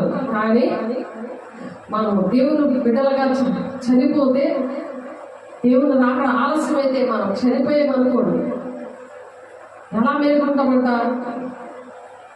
దేవుని బిడ్డలుగా నిత్య జీవం అనుభవించడానికి మేలుకుంటారంట. కొందరు నింద పాలవుతారు, నిత్యము హేయమగుటకు మేలుకుంటారట. హేయమైన నరకములకి వెళ్ళడానికి బుద్ధిమంతులైతే ఆకాశ మండలంలోని జ్యోతులు పోలిన వారిని ప్రకాశిస్తూ ఉంటారు. ఇప్పుడు చెప్పిన మాటలన్నీ ఇప్పుడు అడిగావా లేదా అని దేవుడు అడుగుతుంది. దేనికోసం మనం బ్రతుకుతున్నావు? దేవుడు నేను రక్తం ఇచ్చి కొన్నాడు కదా, దేవుని కోసం ఏం చేసావు ఇంతవరకు? ఎన్ని సంవత్సరాలు అవుతుంది నువ్వు బాప్తిసం తీసుకొని దేవుని నమ్ముకొని? ఎంతమంది నువ్వు రక్షించావు? అది దేవుడు జీవగ్రంథంలోని పేరుందా? దేవుడు నీతో ఏ విషయాలు మాట్లాడాడు? నేను దేవుడు దేనికోసం నేను ఏర్పాటు చేస్తున్నాడు? తండ్రి చిత్తం నీ పట్ల ఏంటుంది? నువ్వు నెరవేర్చావా? ఇవి అడిగిన వాళ్ళ పేర్లట బుద్ధిమంతులు అంటాడు. బుద్ధిమంతులైతే ఆకాశం ఒకవేళ చనిపోయినా అలా అనుకుంటారట, వాళ్ళు లేపుతారని చెప్తున్నారు కదా. మరియు సమాధులను నిద్రించి అనేకులు మేలుకుంటారట ఆయన వచ్చినప్పుడు. ఎవరి పేరు జీవగ్రంథంలో ఉంటుంది కదా, వాళ్ళ పేర్లు ఎవరైతే ఈ బుద్ధిమంతుల పేర్లు అందరూ జీవగ్రంథంలో ఉంటాయి. కాబట్టి బుద్ధిమంతులైతే ఆకాశ మండలంలోని జ్యోతులు పోలి వారు ప్రకాశిస్తూ ఉంటారట. మనం అలా ప్రకాశించాలని దేవుడు ఇంపార్టెంట్ అయిన మెసేజ్, ఇంపార్టెంట్ అయిన విషయాలు ఈరోజు మాట్లాడారు. దేవునికి మహిమ కలుగుగాక. దేవుని నామమునకు స్తోత్రం. నీతి మార్గం అనుసరించి నీతిగా బ్రతుకుతున్నామా, అక్రమం చేయవల్ల పొండే పిలవలో నాకు తెలియదని బ్రతుకుతున్నామా, క్రమంగా ఉన్నామా అక్రమంగా ఉన్నామా అని ఆలోచిద్దాం. నీతి మార్గమును అనుసరించి నడుచుకున్నట్లు ఎవరు అనేకులను తెలుపుదురో వారు నక్షత్రము వలె నిరంతరము ప్రకాశిస్తారు. నిరంతరము యుగాలు కూడా ప్రకాశిస్తూ ఉంటారంట. కాబట్టి వీళ్ళందరికీ కూడా ఒక గ్రంథం ఉంటుందని దేవుడు చెప్తున్నారు. మలాకి 3:16 ఎవరైతే ఈ పని చేస్తారు, ఎవరైతే ఈ మాటలు ప్రతి ఒక్క బిడ్డన అడిగే విషయం అన్నమాట. నీకు తెలిసినా తెలియపోయినా ఎవరైతే చిన్న పరిచయం అవుతాయి వాళ్ళతో, నీ ఇంటోళ్ళతో, అందరితో కూడా ఎవరైతే నీతో మాట్లాడుతారో అవి మాట్లాడే విషయాలు అలా మాట్లాడి అలాగా దేవుని మార్గంలో నడిపించే ఆకాశంలో మరి నక్షత్రంలో ప్రకాశించే బిడ్డల పేర్లుగా ఒక దగ్గర ఉంటాయి. చూస్తారా? వినాలని ఆశ ఉందా? మలాకి గ్రంథం తీయండి. మలాకి గ్రంథం 3:16. అప్పుడు యెహోవా యందు భయభక్తులు గలవారు ఒకరితో ఒకరు మాట్లాడుకొనుచుండగా యెహోవా చెవియొగ్గి ఆలకిస్తున్నాడట. ఇలా నువ్వు ఒకరితో ఒకరు ఇలా మాట్లాడుకుంటాం కదా, అప్పుడు దేవుడు ఈ మాట ఎక్కడ ఉంటాడట, ఈ మాట ఆయన వింటాడట. నీకు ఆశీర్వాదం కావాలా? నీ కొడుకు మూడు సబ్జెక్టులో ఫెయిల్ అయిపోయాడు కదా, ఇంజనీరింగ్. మరి పాస్ అవ్వాలని నువ్వు ఇష్టపడుతున్నావా? దేవుడు బిడ్డ ముందు ఈ పని చేయి. అన్నీ ఇచ్చాడు. మంచి కారు, 2 బిల్డింగ్లు, మంచి ఉద్యోగము, గవర్నమెంట్ ఉద్యోగం అన్నీ ఇచ్చాడు. ఇంకా శరీరానుసారమైన కోరికలతోనే ఉంటావా? నువ్వు నీ రాజ్యం కట్టుకోవడానికి చింతపడతావా? దేవుని రాజ్యం కట్టాలి, నా కొడుకు దేవుని రాజ్యంలో ఉండాలని ఆశపడట్లేదా? ఎన్నిసార్లు బాప్తిజం తీసుకుంటాడు అని మృగంలాగా ఉన్న ఆ కొడుకుకి నువ్వు లోనైపోయి వాడికి అన్ని మంచివి చేద్దామని ఆలోచిస్తున్నావా? నీ పిల్లల కోసం, నీ భర్త కోసం, నీ భార్య కోసం, నీ ఇల్లు, వాటి ఇవన్నీ కూడా ఆలోచించుకుంటావా? శరీర సంబంధమైన విషయాలు, భూ సంబంధమైన వాటి మీద మనసు పెట్టద్దు అని అంటున్నాడు. తులసి పత్రికలో ఉంటుంది.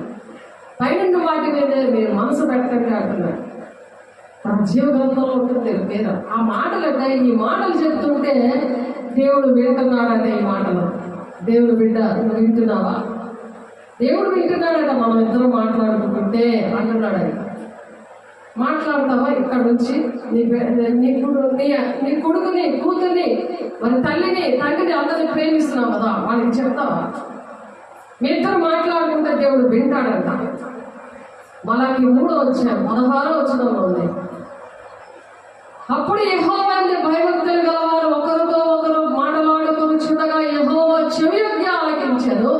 మరి యెహోవా యందు భయభక్తులు కలిగి ఆయన నామమును స్మరించుచు ఉండు వారికి జ్ఞాపకార్థంగా ఒక గ్రంథం ఆయన సముఖమునందు రాయబడిందంట. రాసేస్తున్నాడు. ఈయన చూస్తున్నాడు, అక్కడ రాసేస్తున్నారు. ఒక గ్రంథము ప్రత్యేకంగా మన కోసం ఒక గ్రంథం దేవుడు రాసించాడు. దేవునికి మహిమ కలుగుగాక. దేవుని నామమునకు స్తోత్రం.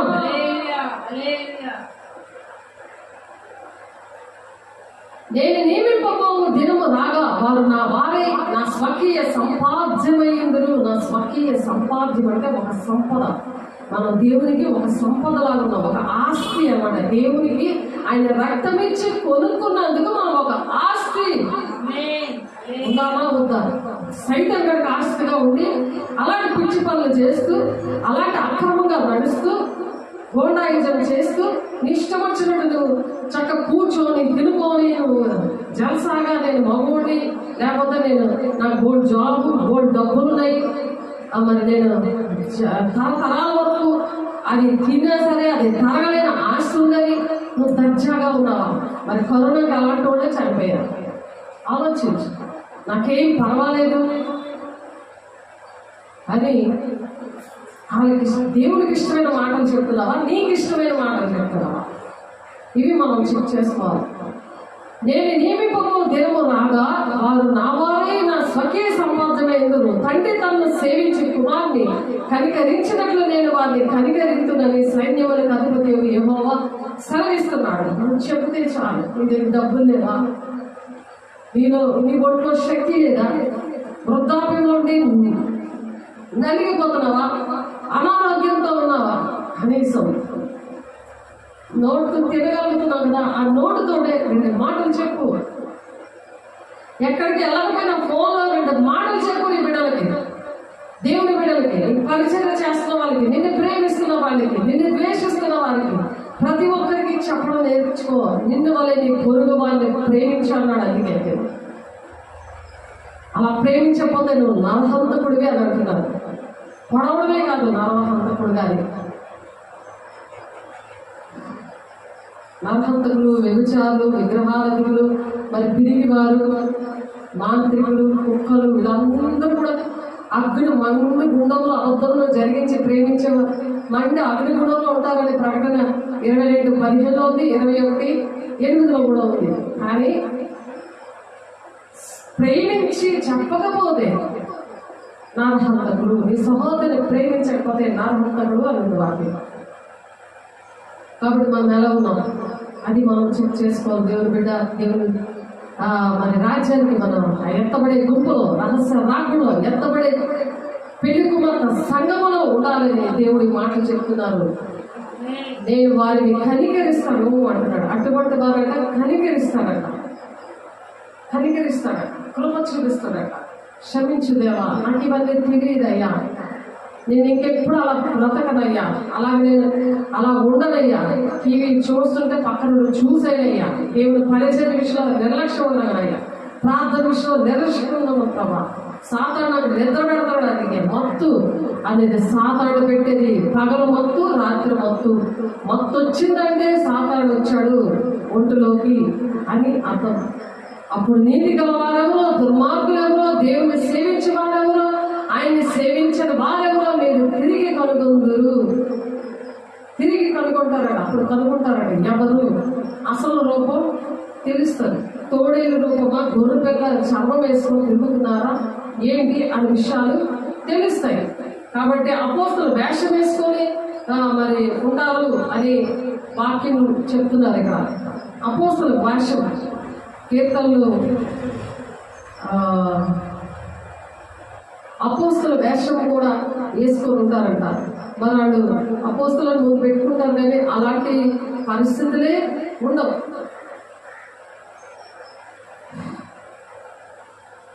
చూడండి, ప్రకటన గ్రంథం చూద్దాము.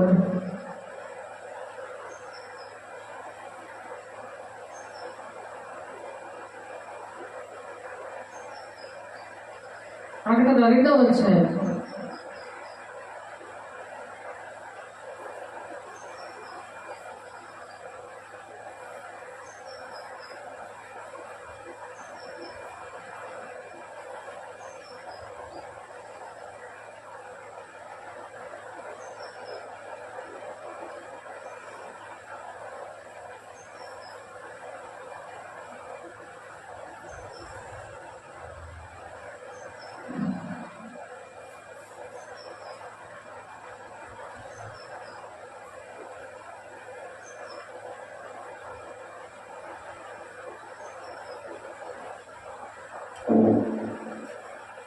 ప్రకటన 2వ అధ్యాయము 1, 2, 3 వచనాలు చదువుకున్నాం.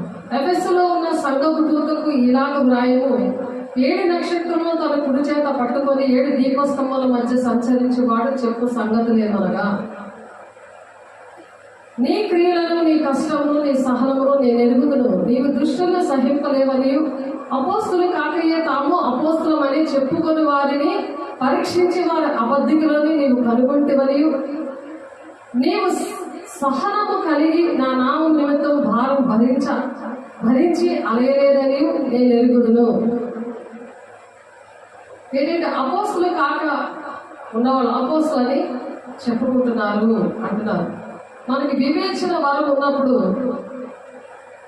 మనలో ఎవరున్నారని మనకు తెలుస్తుంది, ఇతరులో ఎవరున్నారని కూడా వాళ్ళకి కూడా తెలుస్తుంది. అలాగా మనం అంతం వరకు సహించబడే రక్షణ పొందుకుంటాడు అని చెప్పి ఆ 10వ వచనంలో ఉంటుంది. ఇదిగో మీరు శోధింపబడినట్లు అపవాది మీలో కొందరిని చెరలో వేయింపబోచున్నాడు. 10 దినములు శ్రమ కలుగును, మరణము వరకు నమ్మకముగా ఉండము, నేను నీకు జీవ కిరీటం ఇచ్చాను. మరణము వరకు కూడా నమ్మకంగా దేవునితో ఉండాలి.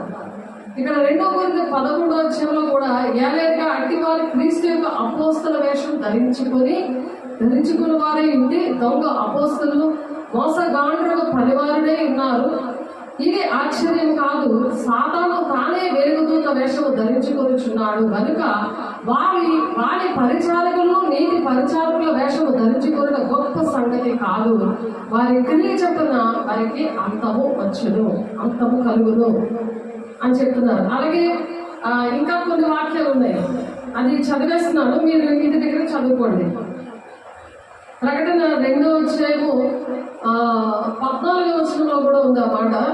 అయినను నేను నీ మీద కొన్ని తప్పిదములు మోపవలసినది, అవేవనగా విగ్రహములకు బలి ఇచ్చిన వాటిని తినట్లను, జాగ్రత్తలు చేయనట్లను, ఇశ్రాయేలుకు ఊరి ఒడ్డుమని బాలాకు నేర్పిన బిలాము బాధను అనుసరించేవారు నీలో ఉన్నారు. తిరుపతికి వెళ్ళింది, అది ఆ లడ్డు కూడా తినిపించాడు ఒక ఆయన పలాసలో. మరి యేసు శరీరం రక్తం కూడా తీసుకోవద్దు అని చెప్పుకున్నాడు. మరి చూడండి, అటువంటి పరిస్థితులు వాక్యంలో ఉన్నాయి, అది నెరవేర్పు జరుగుతుంది.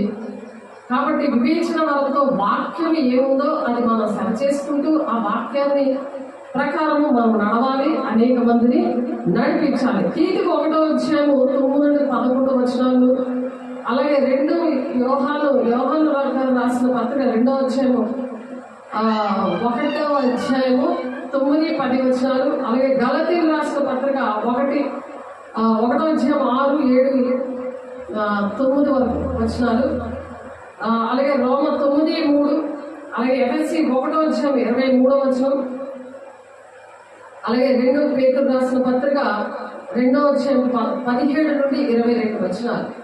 కాబట్టి అటువంటి పరిస్థితిలో ఉన్నప్పుడు మరి జీవ గ్రంథంలో పేరు ఉండదన్నమాట. కాబట్టి మన కోసం బుద్ధిమంతులుగా ఒక జీవ గ్రంథము దేవుడు రాశారు అని చెప్తున్నారు. మన పేరు అందులో ఉందో లేదో మనం చెక్ చేసుకుంటూ ఇతరుల్ని అడిగే వారిగా దేవుడు చెయ్యాలని ఆశపడుతూ దేవుడు ఈ మాటలు దేవుడు దీవించిన గాక. పరిశుద్ధుడ, ప్రేమ గల దేవ, అభిషక్తుడ, నీ కృపగల నామంలో, నీ మహిమగల నామంలో, నీ శక్తి గల నామంలో ప్రభు అయా మీరు నాయన ఇచ్చిన మాటలు బట్టి నీకు వందనాలు అయ్యా. నీ కృపలో భద్రపరిచి ప్రభు అర్హత లేని వారికి తండ్రి నాయన అయ్యా, తండ్రి నాయన అనేక మందిని నాయన మీరు ఎంచుకున్నారు తండ్రి నాయన. మీకు వందనాలు మహిమగల దేవ. అయా బలహీనలను అయా ఎంచుకుంటానని చెప్పావు నాయన. అయా అట్టి విధంగా మమ్మల్ని ఎంచుకొని నీ మాటలు చెప్పడానికి మీరు ఇచ్చిన కృపను బట్టి నీకు వందనాలు. అట్టి విధంగా వాక్యము నాయన ఏ విధంగా మాతో మాట్లాడారో అట్టి విధంగా మేము ఉండడానికి సహాయం దయచేయండి అయా. ప్రతి ఒక్కరికి కూడా మేము నీ మాటలు చెప్పే బిడ్డలుగా మమ్మల్ని దీవించండి, ఆశీర్వదించండి. అటువంటి వారికి మలాకి 3 ఆయా 3:9 ఉన్నట్టుగా నా తండ్రి ఆ జీవ గ్రంథంలో మా పేర్లు ఉండడానికి సహాయం దయచేయండి. సహకారుల పేర్లు కూడా జీవ గ్రంథంలో ఉంటాయని చెప్తున్నారు ప్రభు. అట్టి కృపని చేతులెత్తిన ప్రతి ఒక్క బిడ్డకి ఉండేలాగా నాయన నీ వాక్యాన్ని ప్రకటించడానికి అపోస్తుల 14వ అధ్యాయం 2వ వచనం ప్రకారం నాయన అయా భాషలతో మాట్లాడేవాడు నాతో మాట్లాడుతున్నాడు అన్నావు, మర్మాలు పలుకుతున్నాడు అన్నావు నాయన. అటువంటి మర్మాలు మాకు ఇంకనూ నేర్పించండి, నడిపించండి, మహిమ పొందుకోండి నాయన. అయా విశ్రాంతి కలిగి చేసే దేవుడు, సమస్త భారాన్ని మోయించిన వారు నాయకుడు రండి మీకు విశ్రాంతి కలిగి చేస్తాను ప్రభు. అలాగే నాయన తండ్రి మాకు విశ్రాంతిని అయా నా తండ్రి నీ ఆత్మలోనే నీ సత్యంలో అయా నీ మార్గంలో నడిచినప్పుడే ఉంటుంది నా తండ్రి నాయన. అయా నీతో మాట్లాడుతున్నప్పుడు మాకు విశ్రాంతి ప్రభు, నీతో గడుపుతున్నప్పుడు నీ సన్నిధి ఉంటే చాలు ప్రభా. అయా మేము బ్రతుకుతాము నాయన, నీకోసం మేము బ్రతకాలని ఆశపడుతూ మీరు ఇచ్చిన మాటలు బట్టి మీకు కోట్లాది వందనాలు స్తోత్రాలు చెల్లిస్తుంది. ఆటంకపరుస్తున్న ప్రతి దురాత్మ శక్తి దూరం వచ్చి నూరంతరంగా వాక్యం ప్రతి ఒక్క హృదయంలో ఫలింపు దయచేస్తున్నాను. ప్రతి ఒక్క గృహంలో కూడా సన్నిధానం గురించి నాకు నీతో మాట్లాడే అనుభవం దయచేసి ప్రభు అనేక మంది ప్రభు నీ రాజ్యాన్ని వారసులుగా మీరు తీర్చిదిద్దుతున్నారు. మీరు మాట్లాడి మీరు బలపరిచి స్థిరపరుస్తున్నారు. ప్రతి విషయాలు ఆల్మోస్ట్ 3:7 ప్రకారం మీరు బయలుపరుస్తున్నారు. మీకు వందనాలు స్తోత్రాలు చెల్లిస్తూ యేసే పరిశుద్ధ నామములో బ్రతిమలాడి వేడుకుంటున్నాం తండ్రి. ఆమేన్. తండ్రి యొక్క దీవెన, కుమారి యొక్క కృప, పరిశుద్ధాత్మ యొక్క నిత్య సహవాసము ప్రతి ఒక్క విడికి కూడా ఆయన సదాకాలం తోడైంది నడిపించిన గాక. ఆమేన్. దేవుని మహిమ కలుగుగాక. దేవుని దీవించి ఆశీర్వదించి అది వృద్ధిలో నడిపించిన గాక. ఆమేన్.